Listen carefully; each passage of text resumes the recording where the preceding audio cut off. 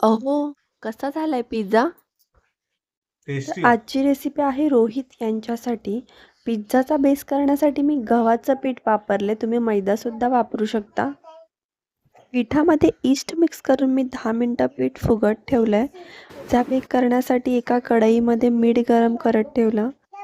पिझ्झाच्या टॉपिंगसाठी मी red bell pepper, yellow bell pepper आणि बेबी कॉर्न वापरले. तुम्ही तुमच्या आवडीचे टॉपिंग वापरू शकता. बघू शकता पीठ किती छान फुललं आहे.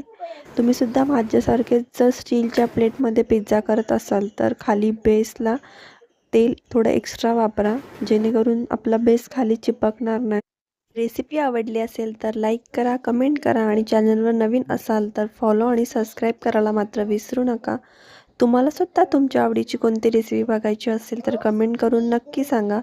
चला तर मग भेटूया पुढच्या रेसिपीमध्ये एका नवीन कमेंटसोबत.